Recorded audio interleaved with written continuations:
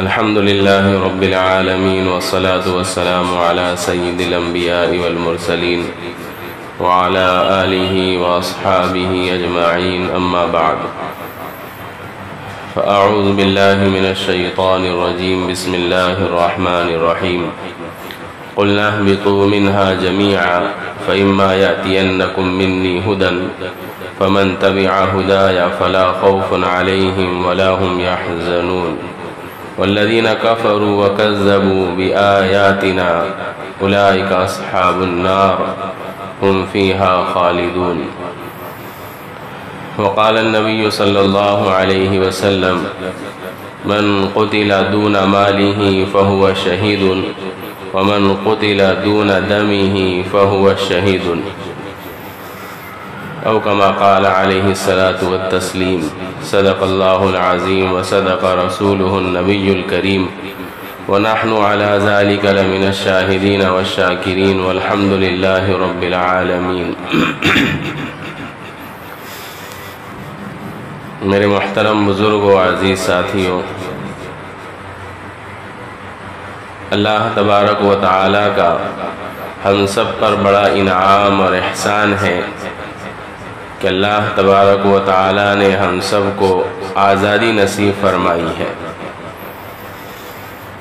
گزشتہ ہفتے ہم نے عرض کیا تھا اللہ تبارک و تعالی کو اس کائنات میں جو چیزیں زیادہ ناپسند ہے، جن سے اللہ کو گھن آتی ہے، جس کی وجہ سے اللہ کی رحمت جوش میں آتی ہے، وہ ہے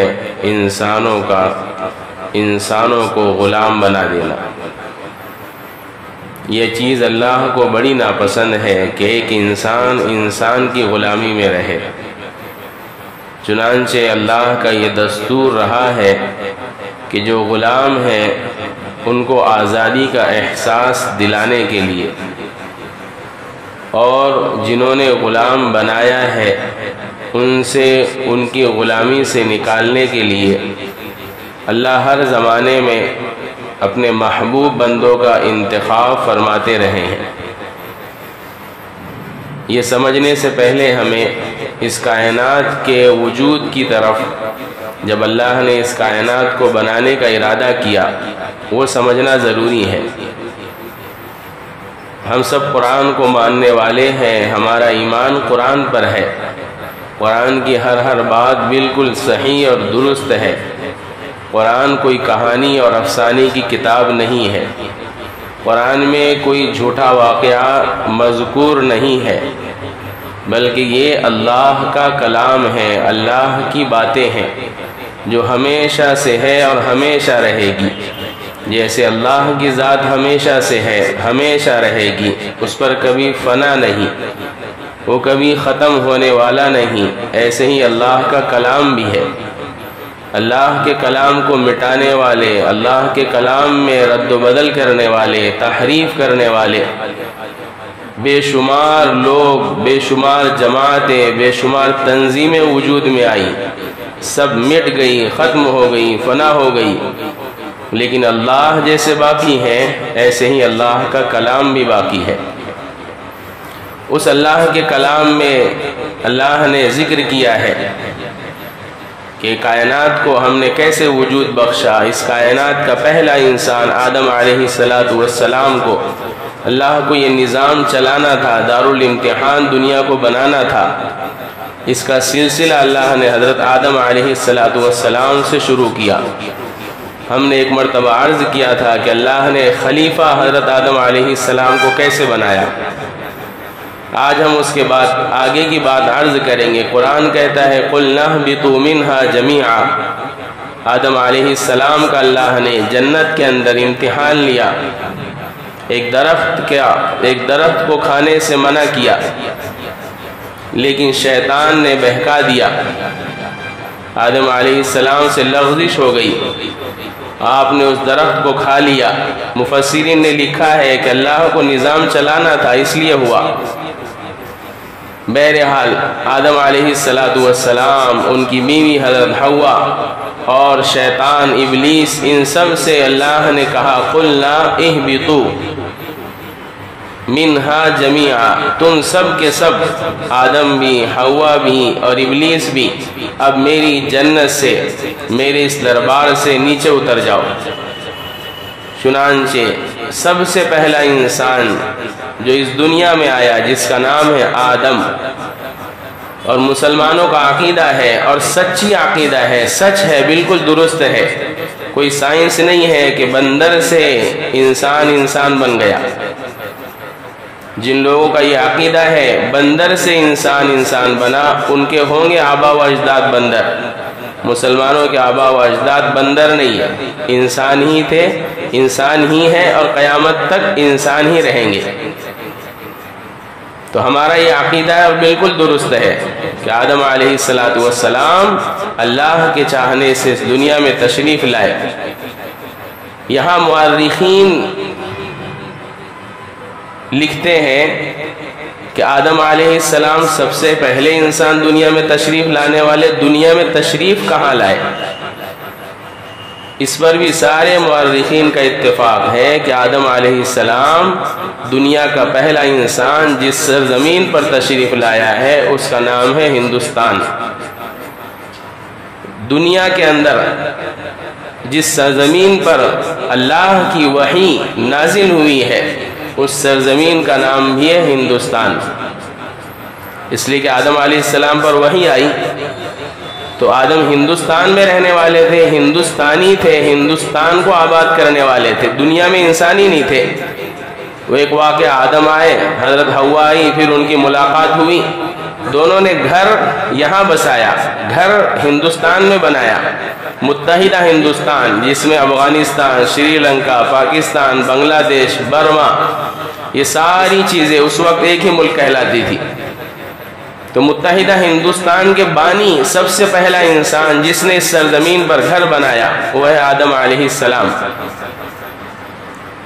تو وہی بھی سب سے پہلے ہندوستان میں جبرائیل علیہ السلام، عظیم فرشتہ، سب سے بڑا فرشتہ، تمام انسانوں میں نبیوں کو چھوڑ کر سب سے اونچا مقام رکھنے والا فرشتہ، اللہ کا بڑا محبوب اور مقرب فرشتہ، وہ دنیا میں سب سے پہلے آیا ملک ہندوستان کے اندر۔ تو ہندوستان کو کئی اعتبار سے فضیلت ہے۔ پھر ہمارا یہ بھی عقیدہ ہے کہ اللہ نے انسانوں کا سلسلہ چلایا، چنانچہ حضرت آدم علیہ السلام کی اولاد کثیر ہوئی، پھر آپس میں ازدواج کا سلسلہ چلایا، نکاح کا، آبادی پھیلتی گئی، بڑھتی گئی۔ مورخین مفسرین نے لکھا ہے کہ ابتدا میں وحی یہ نہیں نازل ہوتی تھی کہ نماز پڑھو، شرک مت کرو، نہیں، دنیا میں کوئی مشرک ہی نہیں تھا، دنیا میں کوئی نافرمان ہی نہیں تھا، تو اب وحی نازل ہوتی تھی، کاروبار کیسے کرو، کھیتی کیسے کرو، میاں بیوی آپس میں کیسے رہو۔ چنانچہ آدم علیہ السلام کا ایک طویل عرصہ جو ہزاروں سال پر محیط ہے وہ گزرا، پھر اس کے بعد آپ کے بیٹے حضرت شیث علیہ السلام، ان کے بارے میں بعض مورخین کی یہ کہتے ہیں کہ ان کی قبر بھی ہندوستان میں ہے۔ آدم علیہ السلام کی قبر میں اختلاف ہے، حضرت شیث کے بارے میں اکثر کا کہنا ہے کہ ہندوستان میں، تو آدم علیہ السلام کی اولاد جس کو اللہ نے نبی بنایا ان کی قبر بھی ہندوستان میں۔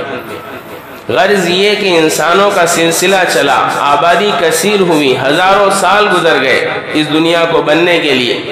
ابلیس جو اس تلاش میں تھا کہ جس انسان کی وجہ سے مجھے جنت سے نکالا گیا ہے، اس نے قسمیں کھائی تھی، ان قسموں کو اللہ نے قرآن میں ذکر کیا ہے کہ میں ان کو بہکاؤں گا، دائیں سے، بائیں سے، آگے سے، پیچھے سے، اوپر سے، نیچے سے، جتنا میرا بس چلے گا۔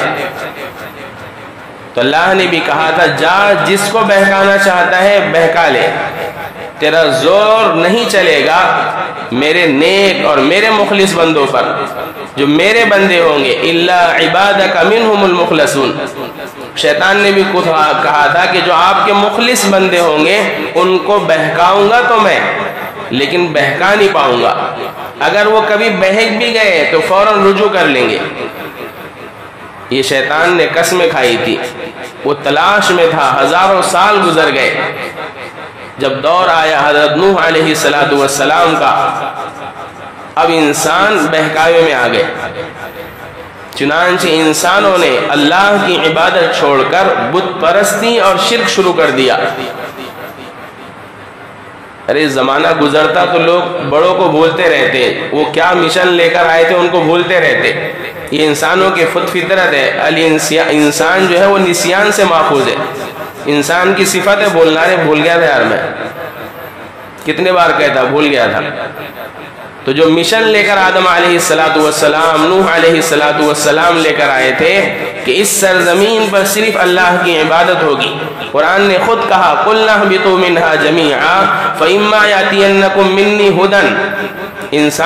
انسان روئے زمین پر بسنے والوں سنو، اب تمہارے پاس جو میری ہدایت لے کر آئے گا، کبھی نبی کی شکل میں، کبھی داعی کی شکل میں، جو تمہیں حق سمجھائے گا، فَمَن تَبِعَ هُدَايَ، جو اس ہدایت کو اپنا لے گا، اللہ اس کے رسول کی بات، اللہ اس کے رسول کا لایا ہوا دین مکمل طور پر اپنا لے گا، فَلَا خَوْفٌ عَلَيْهِمْ وَلَا هُمْ يَحْزَنُونَ، نہ اس پر خوف ہوگا نہ اس پر کوئی غم ہوگا۔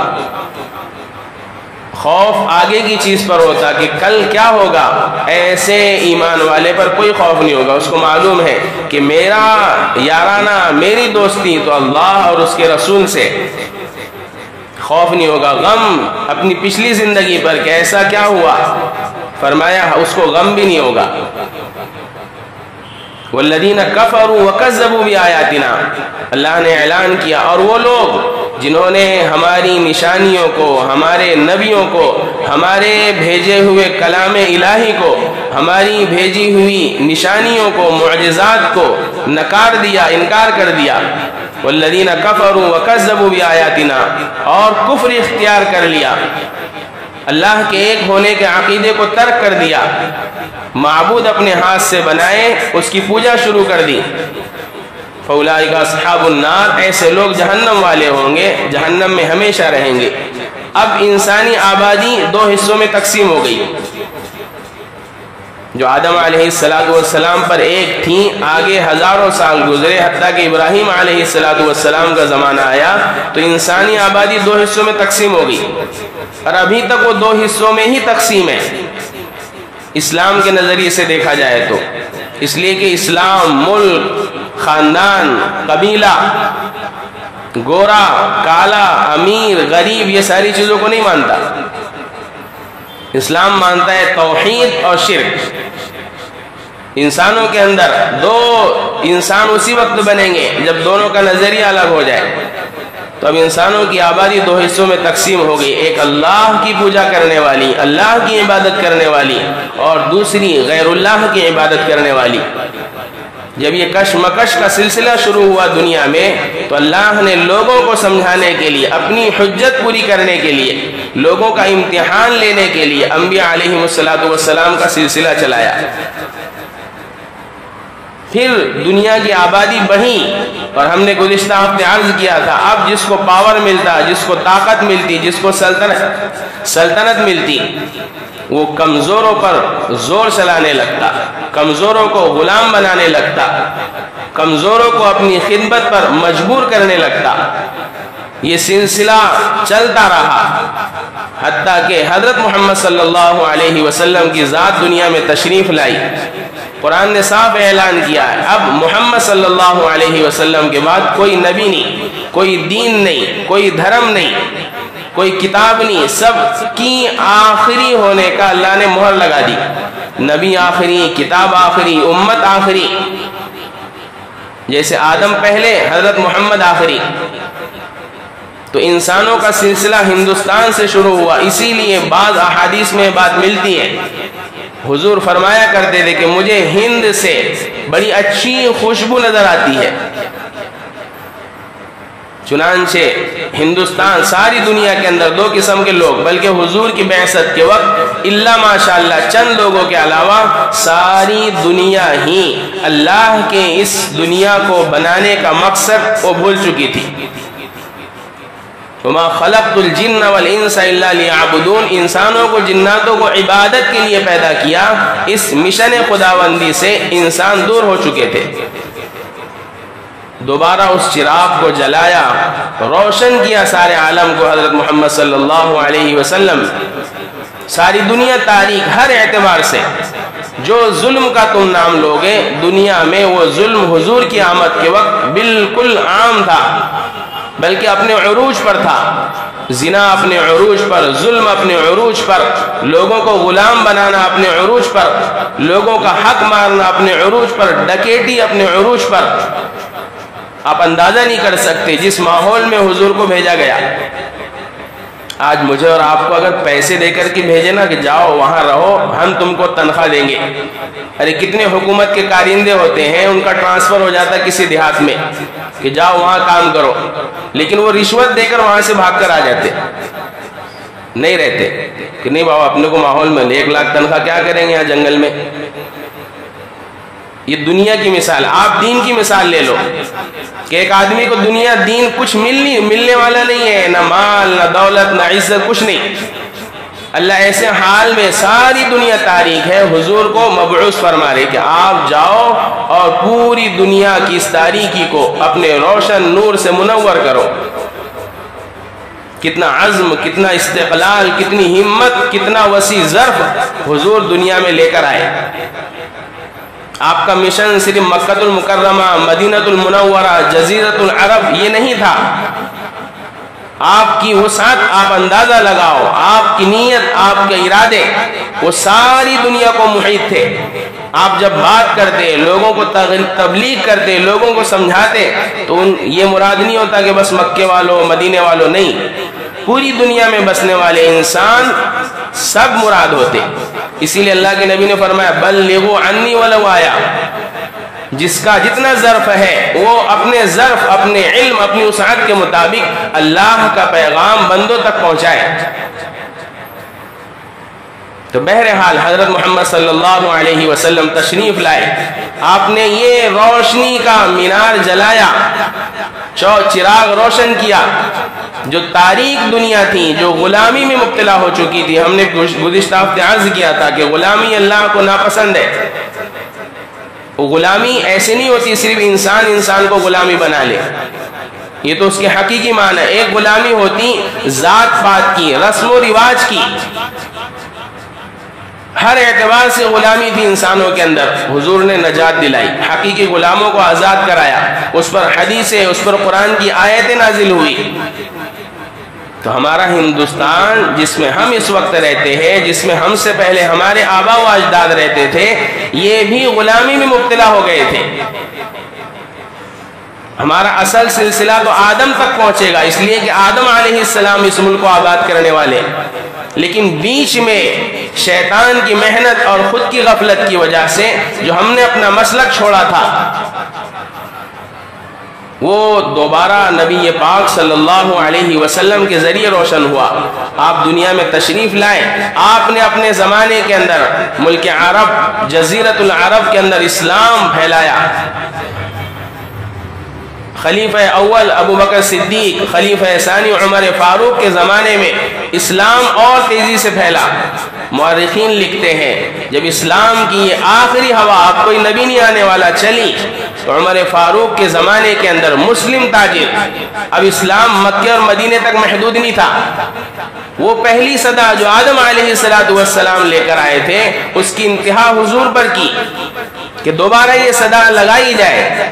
اب وہ صدا ملک عرب سے حضرت عمر کے زمانے کے اندر باہری علاقے میں پھیل رہی، چنانچہ صحابہ کی جماعت کوئی یورپ جا رہی ہے، کوئی چین جاپان جا رہی ہے، وہی ایک جماعت صحابہ کی ہندوستان بھی آئی، ساحلی علاقوں پر، جس کے اندر کیرلا ہے، جس کے اندر بمبئی ہے۔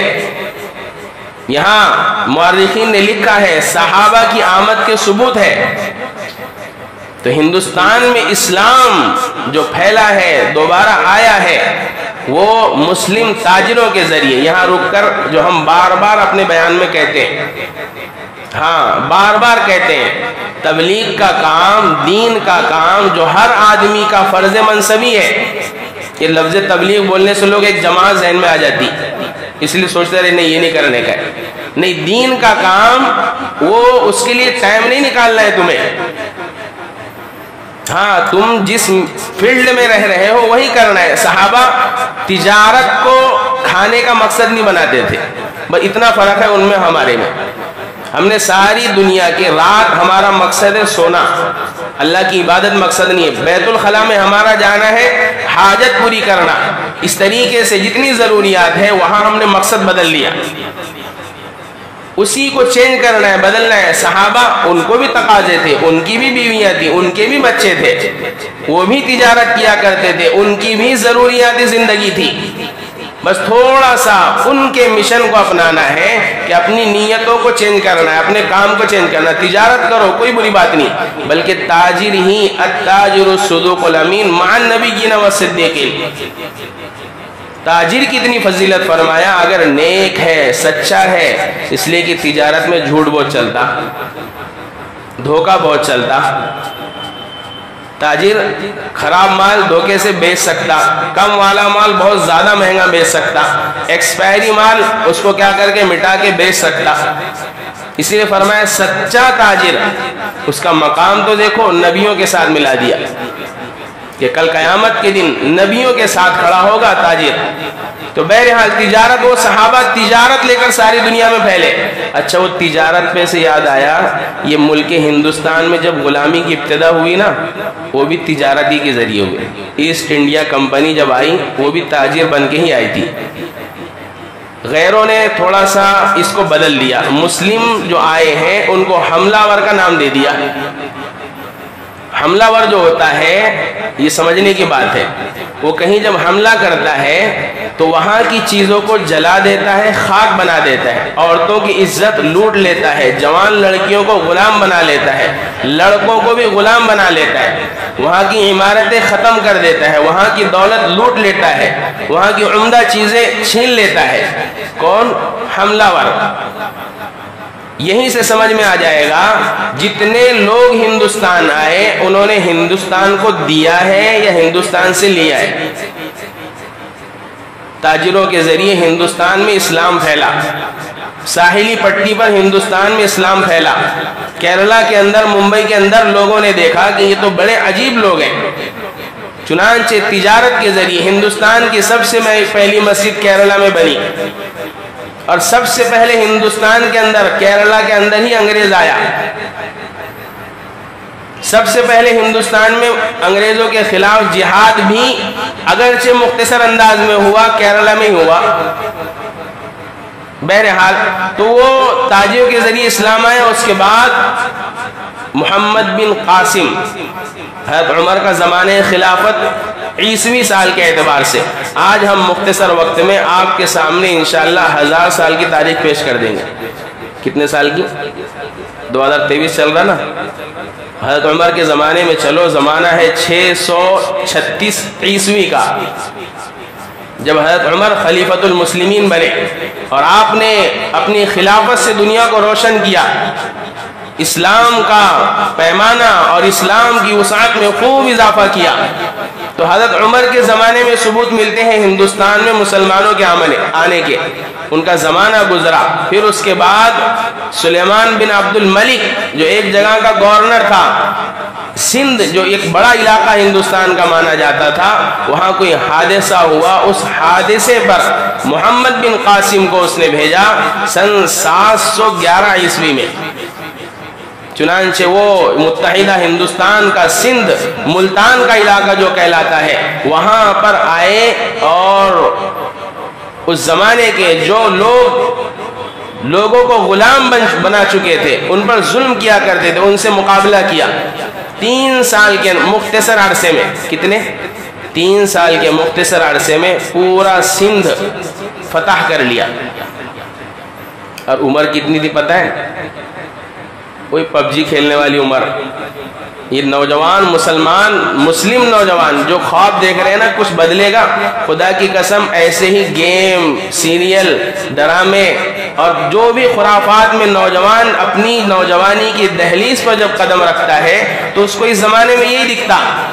کسی کو بوائے فرینڈ، گرل فرینڈ کی لت لگی ہوئی ہے، کسی کو گیم کی لت لگی ہوئی ہے، کسی کو کمانے کی لت لگی ہوئی ہے، کسی کو فیوچر بنانے کی لت لگی ہوئی ہے، کسی کو دنیا کمانے کی لت لگی ہوئی ہے. اسلام کی لت الا ماشاء اللہ، ورنہ کسی کو نہیں لگتی 17-18 سال میں. تو جس قوم کے نوجوان ایسے ہیں، مستقبل انہی سے دیکھ لو کہ ان کا مستقبل روشن ہے یا تاریک ہے۔ کچھ لوگ دلاسا دیتے کہ نہیں انشاءاللہ صبر کرو، ماحول بہت اچھا ہو جائے گا۔ اللہ فرشتے نہیں لائیں گے انسانوں میں، اللہ انسانوں سے ہی اس دنیا کو چلاتے ہیں اور چلائے آئے ہیں۔ ہاں یہ ہو سکتا ہے کہ مسلمانوں کو بدل دے، مسلمانوں کو ختم کر دے، غیروں کو ہدایت دے دے۔ تاریخ میں اس کا ایک واقعہ نہیں، ہزاروں واقعے پڑے ہوئے ہیں۔ جب بغداد کے اندر مسلمانوں کی اینٹ سے اینٹ بجا دی گئی، اعلان کر دیا گیا مسلم دنیا کے حکمراں اور مسلم باشندے چھپنے پر مجبور ہو گئے، اعلان ہونے لگا کہ اب دنیا میں مسلمان نہیں ہے، شور ہے، ہو گئے دنیا سے مسلمان نابود، اعلان ہونے لگا۔ تو اللہ کیا کرتے ہیں پھر؟ جب مسلمان طرز زندگی بدلتا ہے تو پہلے غیروں کو مسلط کرتے ہیں، ان سے مسلمانوں کو مروا دیتے ہیں، کٹوا دیتے ہیں کہ یہ نافرمان ہے، وہ بعد میں دیکھیں گے جنت ملے گی کہ نہیں۔ دنیا کی نقص سزا یہ ہے۔ پھر جو غیر اس علاقے میں مسلط ہوتے ہیں انہی میں سے اللہ کسی کو ہدایت دے دیتے ہیں۔ پاسباں مل گیا کعبے کو صنم خانے سے۔ علامہ اقبال نے کہا تھا جب تاتاریوں نے اسلام قبول کیا، لوگ سمجھتے تھے اسلام کو مٹانے والے ہیں، انہی مٹانے والوں کے ذریعے پھر اللہ نے ساری دنیا میں اسلام کو پھیلایا۔ تو ایسا تو کر سکتے اللہ کے نوجوانوں کو، امت مسلمہ کو ختم کر دیں گے۔ ہاں جو غیر ہے جن کو مسلط کیا گیا انہی میں سے کسی کو پھر اللہ اسلام کی ہدایت دے دیں گے، اور اسلام کا پیغام اور اسلام کا قلعہ اور اسلام کی ساری چیزیں اس کے حوالے کر دیں گے، اب تم لے کر چلو۔ یہ ایسا ایک مرتبہ نہیں، ہزاروں مرتبہ اس دنیا میں ہوتا رہا ہے۔ تو بہرحال ہم یہاں ذکر رہے تھے وہ 17-18 سال کا نوجوان 3 سال کے اندر ایک علاقہ فتح کر لیتا۔ آپ اندازہ لگاؤ اس کی سوچ کا، اس کی بصیرت کا، اس کے علو العزمی کا۔ ہندوستان میں اسلام اب تیزی سے پھیلنے لگا، پھیلنے کی وجہ بتاؤں؟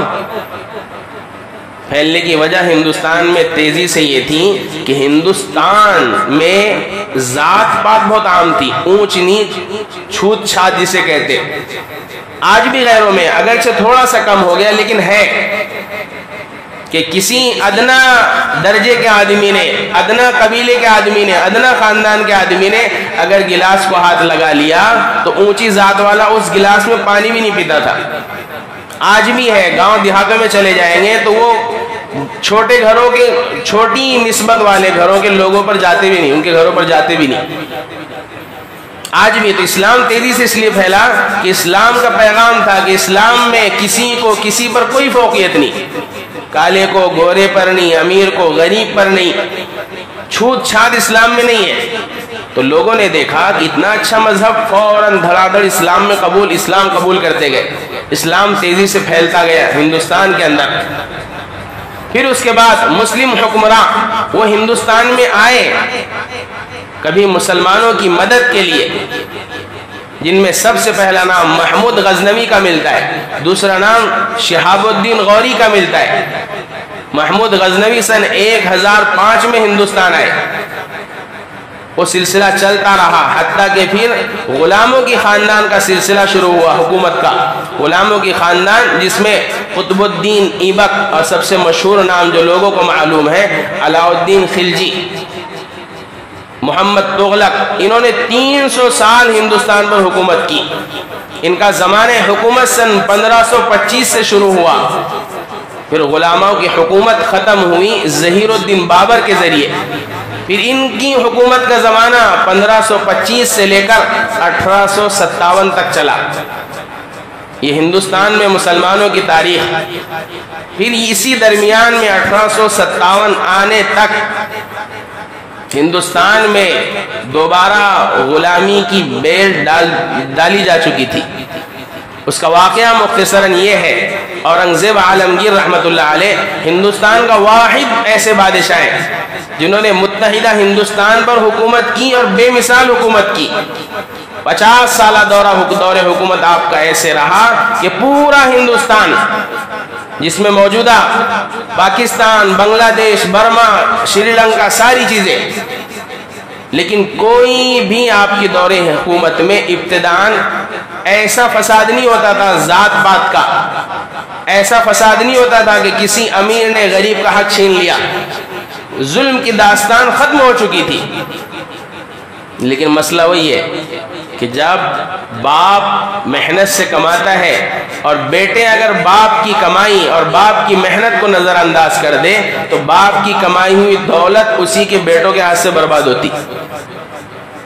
ہاں ایک بات یہاں یہ بھی سبق ملا، جو دنیا میں لگے ہوئے ہیں ان کا دن رات کا مشن ہی ہے کہ اچھا مکان بنا لیں گے، جب مریں گے تو بینک بیلنس خوب چھوڑ کر جائیں گے۔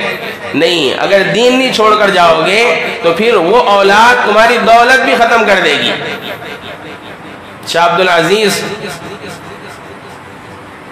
ایک شاہ عبدالعزیز محدث دہلوی ہے اور ایک بادشاہ امیر المؤمنین کے بعد عمر بن عبدالعزیز، ان کے بیٹوں کا واقعہ مشہور ہے۔ جب چھوڑ دنیا سے رخصت ہوئے دولت کچھ نہیں چھوڑی، اور اس سے پہلے بادشاہ دنیا سے رخصت ہوئے سارے زمانے کی دولت چھوڑ کر گئے۔ مورخ لکھتا ہے کہ میں نے خود دیکھا ہے کہ اس بادشاہ کے بیٹے جامع مسجد کے سامنے بھیک مانگتے ہوئے نظر آ رہے ہیں، اور عمر بن عبدالعزیز کے لڑکے اپنے زمانے کے اندر دین کے ساتھ اللہ نے دنیا بھی دے دی۔ تو جہاں دنیا اگر محنت کر رہے ہو، دین کو نظر انداز کرو گے تو تمہارا جو مشن ہے خوشحالی کا اپنی فیملی کے لیے، اللہ وہ برباد کر دیں گے، اللہ اس کو تہس نہس کر دیں گے۔ اس مشن میں، اس ارادے میں تمہیں کامیاب نہیں ہونے دیں گے۔ تو بہرحال ہندوستان کے اندر 1857 سے پہلے انگریز تجارت کے ذریعے آیا۔ انگریز آنے سے پہلے 4 قومیں ہندوستان میں آ چکی تھی۔ اس کا واقعہ یہ ہوا کہ سن 1492 عیسوی کے اندر جہاں مسلمانوں کی ایک عظیم الشان سلطنت تھی جس کا نام تھا اندلس، 1492 کے اندر اندلس کی حکومت مسلمانوں کی لاپرواہی، مسلمانوں کی بے دینی، مسلمانوں کے دین کو چھوڑنے کی وجہ سے اللہ نے وہاں کی حکومت، وہاں کی عزت سب چھین لی۔ تو اس وقت کا جو یورپ کا بادشاہ تھا اس نے زمین پر لکیر کھینچا، ایسی سیدھی لکیر، اور دنیا اور اپنے 2 بادشاہ تھے، لکیر کھینچ کر کہا یہ ادھر کا علاقہ پوری دنیا کا تیرا، ادھر کا علاقہ پوری دنیا کا میرا۔ ایسے لکیر کھینچ دی، ادھر کا میرا ادھر کا تیرا، پوری دنیا کی تقسیم اندلس کی سرزمین پر ہو گئی۔ یہ بات چل رہی ہے 1492 عیسوی کی۔ پھر وہیں سے پرتگالی، پھر اس کے بعد فرانسی، یہ سارے لوگ جہازوں کے راستے سے ہندوستان آئے۔ ہندوستان کی دولت، اور ہندوستان کی دولت کے ساری دنیا میں چرچے تھے، ہندوستان کے کاروبار کے ساری دنیا میں چرچے تھے، ہندوستان کی عزت کے ساری دنیا میں چرچے تھے۔ تو اس زمانے کی بڑی بڑی حکومتوں کی نگاہ ہندوستان پر تھی۔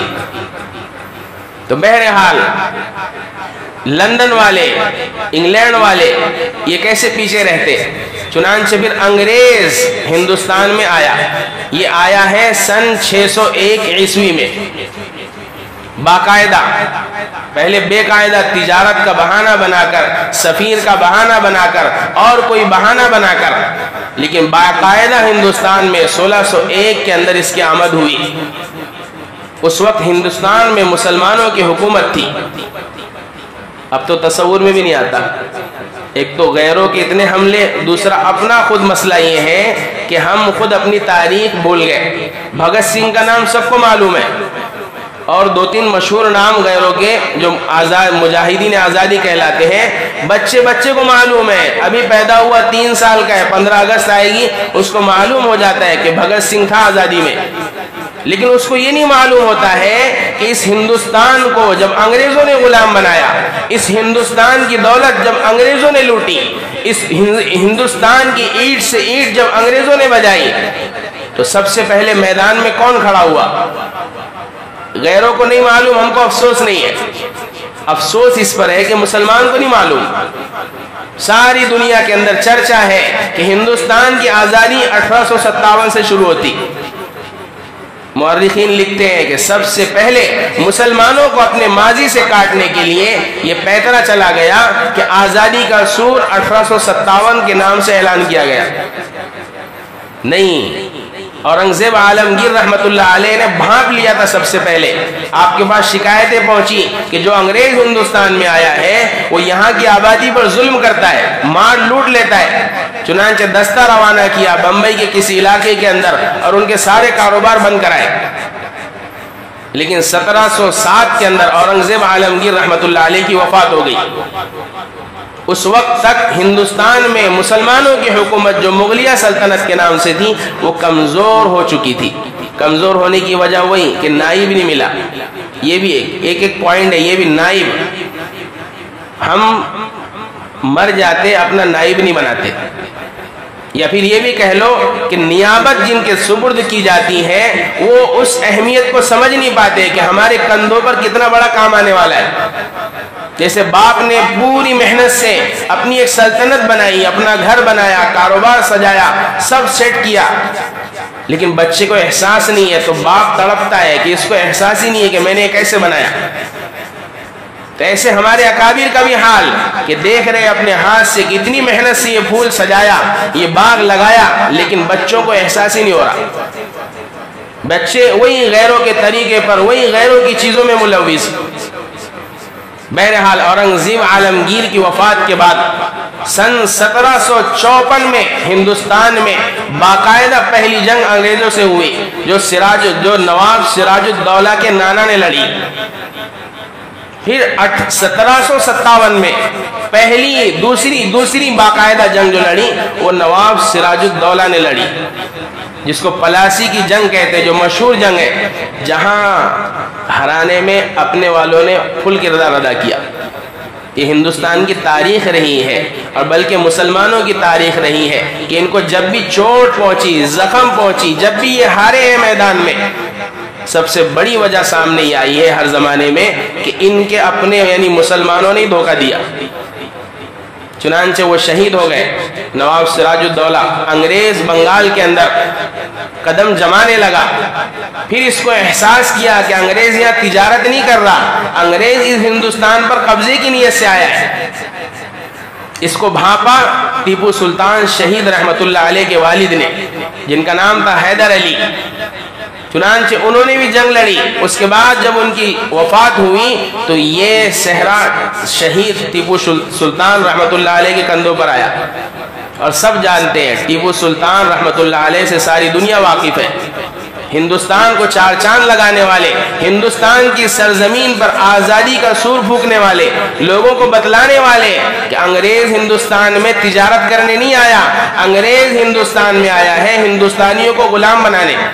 इसीलिए जिस वक्त आपको धोखे से शहीद किया गया, अंग्रेज आपकी लाश पर खड़े होकर कहने लगा अब हिंदुस्तान हमारा है। उसके पहले नहीं कहा था अंग्रेज ने। जब टीपू सुल्तान शहीद हो गए तब उसने ये जुमला कहा था कि आज से हिंदुस्तान हमारा है, अब हमें कोई ताकत रोक नहीं सकती। लेकिन उसको मालूम नहीं था कि ये हिंदुस्तान अंबिया की सरजमीन, ये हिंदुस्तान अल्लाह वालों की सरजमीन, ये हिंदुस्तान आज़ादी चाहने वालों की सरजमीन।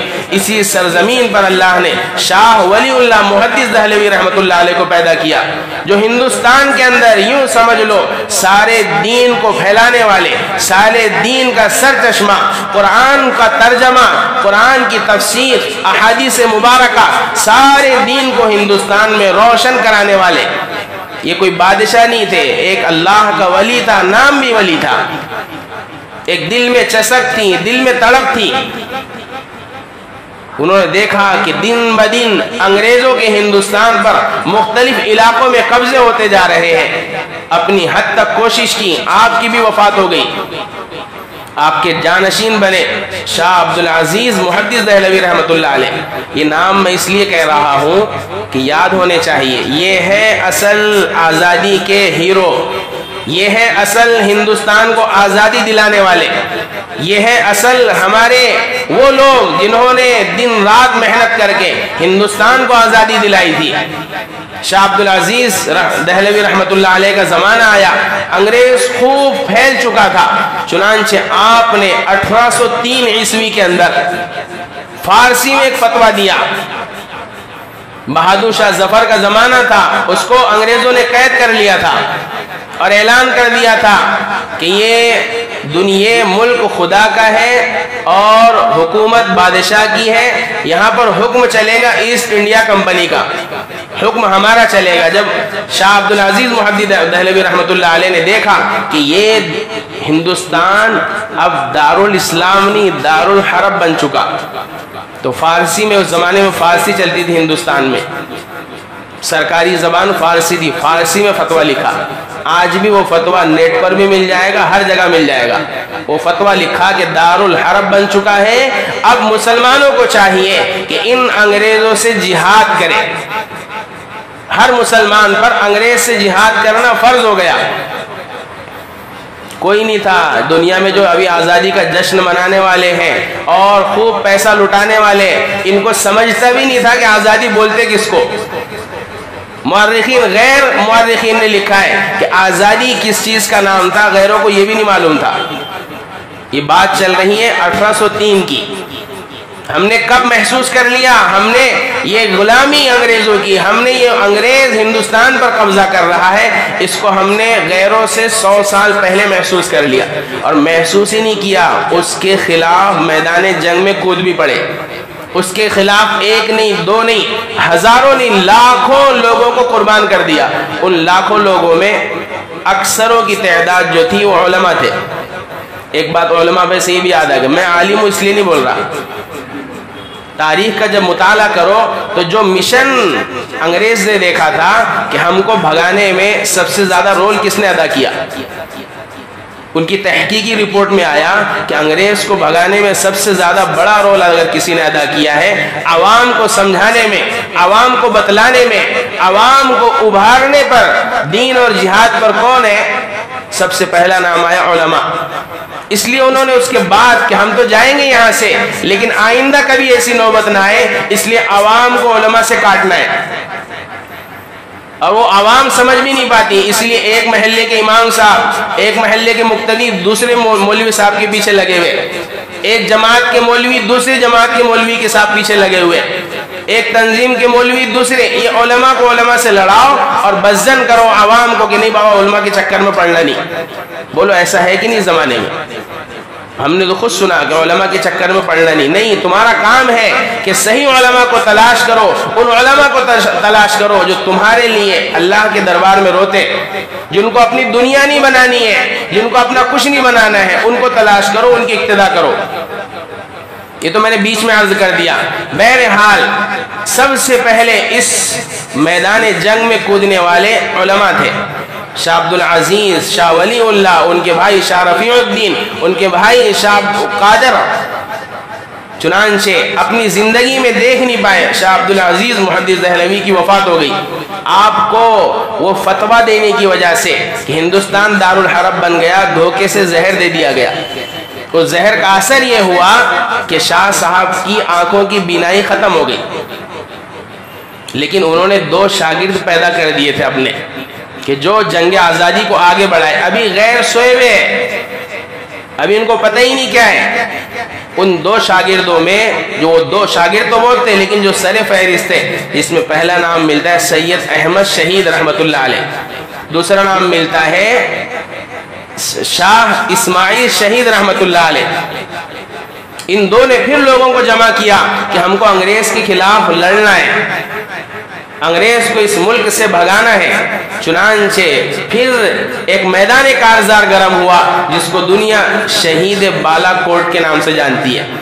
بالا کوٹ کے اندر وہ معرکہ پیش آیا جہاں پر بھی اپنوں کی غداری کی وجہ سے یا ہم وطنوں کی غداری کی وجہ سے ان دونوں حضرات کو شہید ہونا پڑا بالا کوٹ کے اندر۔ اب وہ جہاد آزادی، جنگ آزادی، اس کا سلسلہ آگے بڑھتا ہے، علماء در علماء، نیابت علماء کے ہاتھ میں، حتیٰ کہ موقع آتا ہے سن 1857 کا۔ یہ 100 سال ہو گئے، 1757 سے لے کر 1857 تک، ان 100 سالوں کے اندر ایک بھی غیر شاید ہی آپ کو ملے گا جس نے جنگ آزادی میں حصہ لیا ہو۔ اس ملک کے باشندوں کو سمجھتا ہی نہیں تھا۔ 1857 کے اندر اب جنگ آزادی کا دوسرا مرحلہ شروع ہوا، جہاں کے مسلم قائدین کو سمجھ میں آیا کہ ان غیروں کو بھی ساتھ میں ملاؤ، کیونکہ بعض غیروں کے اندر تھے جو انگریزوں کے کام کر دیتے تھے، جیسے انگریزوں کی مخبری کر دینا، انگریزوں کے کام آ جانا، مسلمانوں کی پلاننگ انگریزوں کو بتا دینا۔ چنانچہ اب 1857 میں دوبارہ غیروں کو بھی ساتھ لے کر اب دوبارہ میدان کارزار گرم کیا گیا، امیر المؤمنین بنایا گیا حاجی امداد اللہ مہاجر مکی کو۔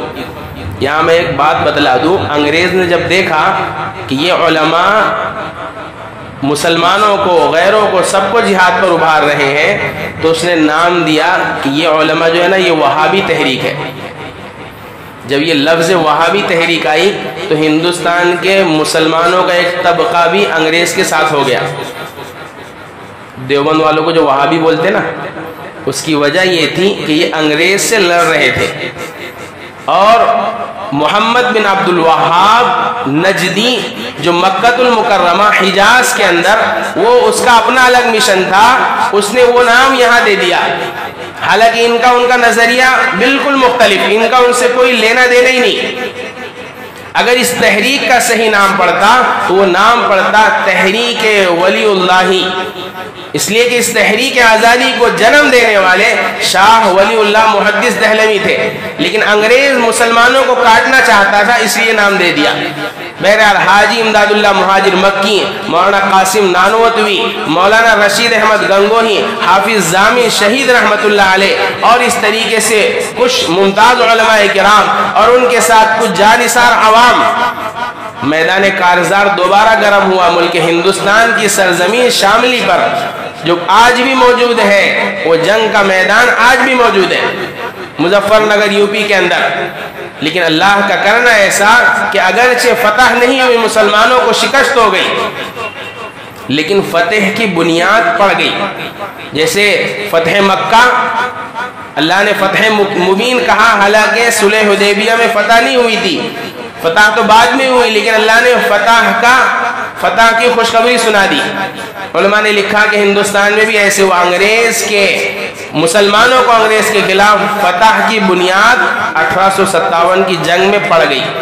آپ کو معلوم ہے پھر اس کے بعد انگریز نے جب دیکھا کہ یہ مسلمان، یہ علماء، یہ انگریز کے خلاف ہے، ہندوستان کے مظفر نگر کا ایک علاقہ ہے تھانہ بھون، وہاں اس زمانے کے یوں سمجھ لو جیسے اس زمانے میں بلڈوزر چل رہے نا، اس زمانے کے بلڈوزر چلا دیے، ہزاروں مسلمانوں کو شہید کر دیا، تیل اور گیس، تیل پھینک کر مسلمانوں کے گھروں کو جلا دیا۔ ایک واقعات ہے تاریخ کی کتابوں میں جن کا تسلسل بڑا وسیع ہے، وہ سارے واقعات اس لیے تھے، ہم ابھی آگے عرض کریں گے کیوں تھا، وہ کیا ضرورت پڑی تھی اس زمانے کے مسلمانوں کو، اس زمانے کے علماء کو کہ وہ جنگ آزادی لڑے۔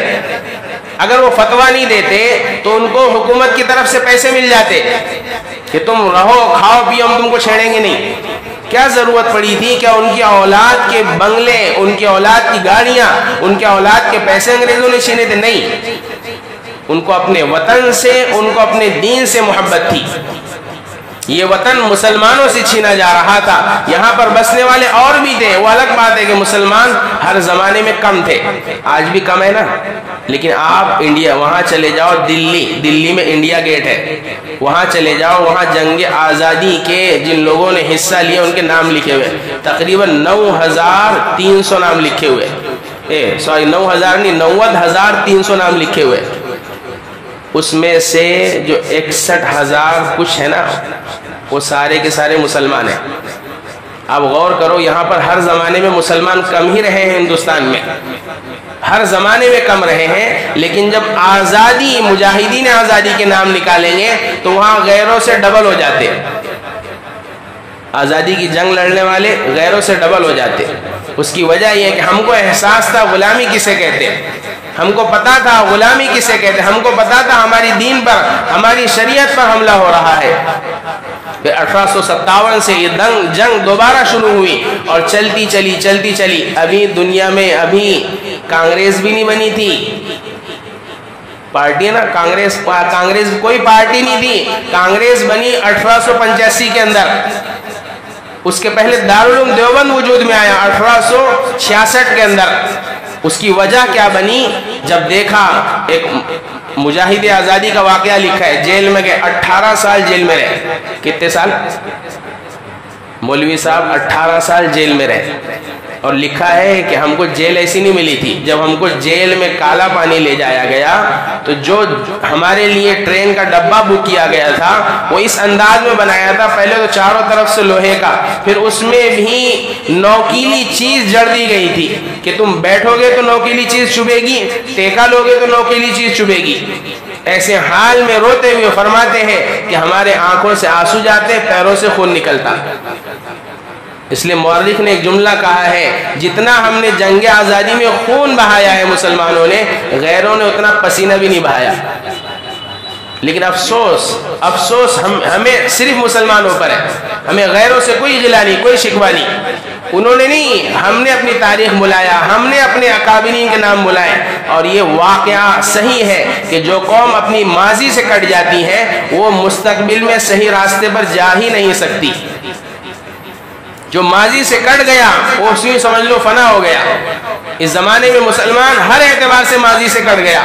دین ماضی میں کیا تھا؟ دیندار تھا، اس کا ماضی دین کے اعتبار سے کیسا ہے، حکومتوں کے اعتبار سے کیسا ہے، قیادت اور سیاست کے اعتبار سے کیسا ہے، سب میں کٹ گیا مسلمان۔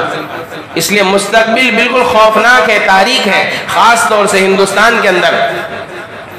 بہرحال ایسے ہی جب تقسیم ہند ہوا تو مسلم لیگ ایک پارٹی تھی اس زمانے میں، وہ بھی وجود میں نہیں آئی۔ میں یہ اس لیے نام لے رہا ہوں پارٹیوں کا، سیاسی بیان نہیں کر رہا، میں یہ کہنا چاہ رہا ہوں کہ سیاست جو لوگ کرتے ہیں نا ان کو پتہ بھی نہیں تھا، ان کو بھی بتلانے والے، سمجھانے والے، میدان میں لانے والے یہ مسلمان علماء اور مسلمان عوام تھے۔ اس کے لیے یہ ساری چیزیں بنی تھی۔ وہ جو مسلم لیگ بنی ہے وہ 1906 کے اندر بنی، اور بنانے والے یہ پاکستان والے چلاتے نا، جس کی وجہ سے ہندوستان کے مسلمانوں کو بڑی تکلیف۔ بنانے والے کیسے تھے معلوم ہے؟ مولانا حسین احمد مدنی رحمۃ اللہ علیہ سے جب پوچھا گیا کہ حضرت آپ پاکستان کی مخالفت کیوں کرتے؟ تقسیم ہند ایک عنوان ہے، اللہ کبھی توفیق دے گا تو اس پر بھی عرض کریں گے۔ تو اس پر جو ہے بعض مسلمان مولانا حسین احمد مدنی کے ساتھ بدتمیزی کرتے تھے کہ آپ مولانا ہو کہ پاکستان کی مخالفت کرتے ہو۔ اس پر وہ کہتے تھے کہ جس نے پاکستان کا نعرہ دیا ہے اس کا ظاہر تو دیکھو، جو آدمی اپنے 6 فٹ کے بدن پر اسلام نہیں لا سکتا وہ اس سرزمین پر اسلام کیسے قائم کرے گا؟ یہ انگریزوں کا دلال ہے، یہ انگریزوں کے بہکاوے میں آیا ہوا ہے۔ اور ایک بات اور بتلاتے چلو، جب بات چھڑ گئی تقسیم ہند کی، ہندوستان سے تقسیم کر کے پاکستان بنانے میں اگر مسلم لیگ کا ہاتھ ہے تو یہاں کے جو شر پسند ہندو اور غیر تھے ان کا بھی اتنا ہاتھ ہے۔ تقسیم بنانے کے لیے، تقسیم کرنے کے لیے جو فنڈ کی ضرورت پیش آئی تھی، مورخین نے لکھا ہے ہندوستان کے غیروں کا بھی اس میں پیسہ لگا، اس لیے کہ ان کا خواب تھا کہ ہندوستان کے اندر ہم ایک آزاد ہندو ریاست چاہتے ہیں۔ اس لیے مولانا ابوالکلام آزاد کی تقریر یوٹیوب پر موجود ہے، وقت ملے تو سننا، 1947 کے اندر جو آپ نے دیے، روتے ہوئے کہا ہے، مسلمانوں سے غلا کیا ہے کہ تم کہاں جا رہے ہو، کدھر جا رہے ہو؟ تمہاری سرزمین، تمہارے آبا و اجداد نے اس ملک کو آباد کیا، آج تم اس کو چھوڑ کر جانے پر راضی ہو گئے۔ بہرحال وہ تقسیم ہند ایک مستقل عنوان ہے، ہم آزادی پر یہ بیان کر رہے ہیں، اور آزادی بھی ماضی کے اعتبار سے گزرے ہوئے زمانے میں اس ملک کے مسلم علماء اور مسلم عوام نے کیا کردار ادا کیا یہ بتلانے کے لیے، تاریخ دہرانے کے لیے۔ چنانچہ 1947 میں ملک آزاد ہوا، اور 1947 ہی کے اندر اس ملک کی 2 حصے کر دیے گئے۔ اب اس کے بعد مسلمانوں کا ایک نیا دور شروع ہوا ہندوستان میں۔ یہ دور ہے نا جو ہندوستان میں، جب پاکستان بنا تو ہندوستان میں کتنے مسلمان تھے؟ 4.5 کروڑ صرف۔ کتنے تھے؟ اور وہ 4.5 کروڑ کی بھی خیر نہیں رہتی اگر علماء نہیں رہتے تو۔ مولانا ابوالکلام آزاد، مولانا حفظ الرحمان، یہ 2 لوگ ایسے تھے۔ اب ہندوستان آزاد ہوا، اس کو قانون سے چلائیں گے۔ قانون کون بنائے گا؟ ایک کمیٹی بنائی گئی، وہاں پر بھی لوگوں کو صرف وہی یاد ہے، بابا صاحب امبیڈکر، سارے مسلمان انہی کا نام لیتے، سارے دوسرے بھی انہی کا نام لیتے۔ کوئی مسلمان نام لیتا ہے ابوالکلام آزاد کا؟ کوئی مسلمان نام لیتا ہے مولانا حفظ الرحمان کو تو کوئی پہچانتا بھی نہیں، نام ہی لیتا کوئی۔ اگر یہ دو لوگ نہیں رہتے نا سیاست میں، جب کمیٹی بنائی گئی کہ سنویدھان بناؤ، قانون بناؤ، تو سر فہرست یہ دو مسلمان تھے. ایسا قانون بنانے پر مجبور کیا اس لیے کہ مولانا ابوالکلام آزاد وہ شخصیت تھی جن کا اس وقت کی حکومت میں پاور تھا. مجبور کیا ایسا قانون بنانے پر کہ ٹھیک ہے جو جا رہے ہیں جانے دو، لیکن جو ہندوستان میں ہے ان پر یہاں کا قانون ظلم نہیں کرے گا، ان کو اپنے مذہب پر آزادی کے ساتھ عمل کرنے دے گا. وہ ان چند علماء کرام کے مرہون منت ہے جنہوں نے اس قانون کے بنانے میں ایسی شکیں بنائی جس کی بدولت میں اور آپ آج تک ہندوستان میں آزادی کے ساتھ سانس لے رہے ہیں. تو یہ تو 75 سالہ ہماری جو آزادی ہے یہ ان علماء کی مرہون منت ہے جن کو اللہ نے امت کا غم عطا کیا تھا. اسی کے درمیان میں بات چاروں طرف جائے گی. حضرت شیخ الہند رحمت اللہ علیہ، مولانا الیاس رحمت اللہ علیہ کے استاد، مسلمان کئی اعتبار سے بیک فوٹ پر آ گئے تھے. معلوم ہے زوال کیوں آتا قوموں کو؟ جو ہم نے شروع میں عرض کیا نا کہ جب 800 سال حکومت ہندوستان میں مسلمانوں کی، اورنگزیب عالمگیر رحمت اللہ علیہ کے زمانے میں کوئی ہمت کسی کی کہ وہ ہندوستان کی طرف آنکھ اٹھا کر دیکھ لے، ہمت کسی کی کہ وہ ناانصافی کر لے، پھر کیا ہوا کہ 200 سال کے اندر کایا پلٹ گئی پوری. کیا وجہ بنی؟ وجہ کیا بنی؟ صرف اور صرف مسلمانوں کی دین سے دوری. اللہ نے مجھے اور آپ کو دوبارہ موقع دیا، اب ہمیں دنیا میں لائے ہیں. اللہ نے ہمیں نعمت دی ہے آزادی کی. اللہ تلک الایام نداولها بین الناس، اللہ دن کو عدلتے بدلتے رہتے ہیں. آزادی کی اور سکھ کا سکون ہم نے بہت حاصل کر لیا ہندوستان میں. اللہ نے دوبارہ اپنی لکڑی کو حرکت میں دیا، اپنا ڈنڈا چلایا ہے اور ملک ہندوستان کے مسلمانوں کو جگانے کے لیے دوبارہ ایسی حکومت کو مسلط کیا ہے جو مسلمانوں کو جگائے. اور جگانے کے بعد دو ہی کام ہوں گے، اگر یہ صحیح رخ پر آ گئے تو مستقبل ان کا ہے، اگر پھر بھی نہ جاگے تو پھر اللہ ان کو ختم کر دیں گے. تو یہ تو ہو گیا ہمارا ماضی اور یہ ہو گیا ہمارا حال. مستقبل میں اگر رہنا ہے اپنی شناخت کے ساتھ، اپنے دین کے ساتھ، تو کیا کرنا ہے اس کو ہم آئندہ ہفتے عرض کریں گے. ایک بات یاد رکھنے کی، پورے بیان کا خلاصہ 3 جملے. پریشان ہے اگر ہندوستان میں مسلمان، لگتا ہے ان کو کہ ہم دوبارہ غلامی کی طرف جا رہے ہیں. عدالتوں سے لے کر، حکومتوں سے لے کر، محلے اور شہر سے لے کر جگہ جگہ مسلمانوں پر ظلم عام ہو چکا. ہر فرد مسلمانوں کو گری ہوئی نظر سے دیکھنے لگا.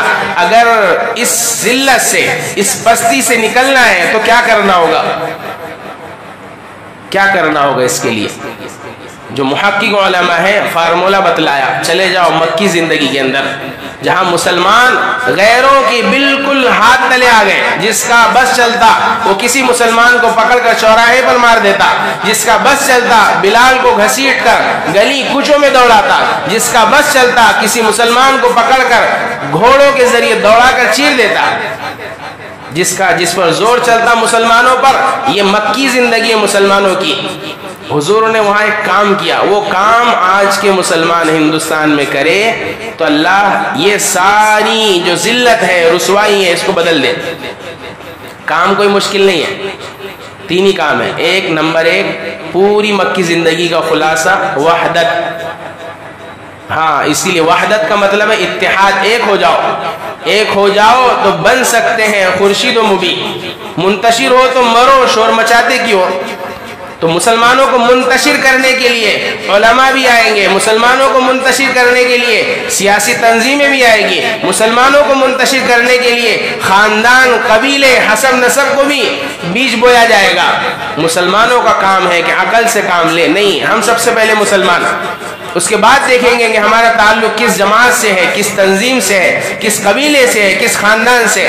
جب مسلمان سے ملے تو یہ سمجھ کر ملے کہ یہ میرا مسلمان بھائی ہے. اگر ایسا نہیں کر سکتے اور تنظیموں میں اور جماعتوں میں اور فلاں میں اسی میں لڑنا ہے تو پھر مرو اور مارتے رہیں گے تم کو غیر. اس لیے کام اگر ہندوستان میں اپنی نسل کو مسلمان باقی رکھنا ہے تو مجھے اور آپ کو ابھی یہ کام کرنا ہوگا کہ آپس کا اتحاد پیدا کرنا ہوگا. جو اختلاف کرتے ہیں اس روئے زمین پر، اس ملک ہندوستان پر، ان کی زبانیں روکنی ہوگی. جو مسلمانوں کو آپس میں لڑانا چاہتے ہیں ان کو راستے سے ہٹانا ہوگا۔ تو ایک سبق ملا وحدت۔ دوسرا جملہ ہے دعوت۔ کیا ہے؟ دعوت۔ ہاں وحدت تو ہے لیکن دعوت نہیں ہے، نہ اپنوں کو دے رہے ہو نہ غیروں کو دے رہے ہو، دین کی بات سمجھا نہیں رہے ہو، اللہ کا پیغام بتلا نہیں رہے ہو، اللہ کسے کہتے بتلا نہیں رہے ہو، تو پھر تم کو اس سرزمین پر رہنے کا کوئی حق نہیں۔ یہ میں نہیں کہتا ہوں، یہ اللہ کہتے ہیں۔ جو دعوت نہ اپنائے، چاہے جس بھی تنظیم سے تعلق ہو اس کا، اگر وہ دعوت نہیں دے رہا ہے، دعوت کو اپنا منصب نہیں سمجھ رہا ہے، تو پھر مرنے کے لیے مٹنے کے لیے تیار ہو جائے۔ یا تو اللہ اس کو مرتد کر دیں گے جیسا کہ ہو رہا، یا تو پھر اللہ اس کو ختم کر دیں گے۔ تو ایک کام اگر ہندوستان میں مستقبل اپنا چاہتے ہو تو یہ بھی کرنا ہے، دعوت۔ دو باتیں ہوئی، وحدت، دعوت، اور تیسری چیز ہے خدمت۔ خدمت سارے مسلمانوں کو، الخلق عیال اللہ، یہ ساری مخلوق اللہ کی ہے۔ اللہ خود کہتے ہیں مخلوق ساری میرا عیال ہے، میرا کنبہ ہے، میرے گھر والے، میرے سب، یوں سمجھ لو جیسے ایک باپ ہے اس کے بچے، کچھ فرمانبردار کچھ نافرمان۔ تو ایسی ساری مخلوق اللہ کی ہے، تمہارا کام ہے سب کی خدمت کرو۔ مسلمان ملے مت دیکھو کہ اس کی ذات کیا ہے، یہ کون سی تنظیم سے تعلق، نہیں، یہ مسلمان ہے، یہ انسان ہے۔ ایسی غیر ملے مت دیکھو کہ یہ ہمیں مار رہے ہیں، دشمن، نہیں، یہ انسان ہے، ان کو جو بھی ہماری طرف سے خدمت ہوگی ہم ان کی خدمت کریں گے۔ پانی کی ضرورت پڑے گی پانی پلائیں گے، کھانے کی ضرورت پڑے گی کھانا کھلائیں گے۔ انسانیت کا درس نبی پاک صلی اللہ علیہ وسلم نے ساری دنیا کو بتلایا اور پڑھایا۔ تین کام کرو گے تو یوں سمجھ جاؤ میں اور آپ ابھی تو زندہ ہے، کب مر جائے پتہ نہیں، لیکن اپنی نسلوں کا مستقبل چاہتے ہو تو سب سے پہلے یہ تین کام کرو، وحدت، دعوت، خدمت۔ وحدت، دعوت، خدمت، یہ ہے ہمارا مستقبل کا پلاننگ۔ اور بھی انشاءاللہ ہم آئندہ آپ عرض کریں گے، اگر زندگی رہی تو ہمیں ہندوستان میں رہنا ہے، آزادی کے ساتھ رہنا ہے، تو مستقبل میں ہمیں کیا کرنا ہوگا فی حال کے ساتھ میں۔ اللہ تبارک و تعالیٰ سے دعا ہے کہ اللہ نے زندگی رکھی تو اس پر عرض کریں گے۔ اللہ کہیں سنی باتوں پر عمل کی توفیق عطا فرمائے، غلطی کوتاہی کو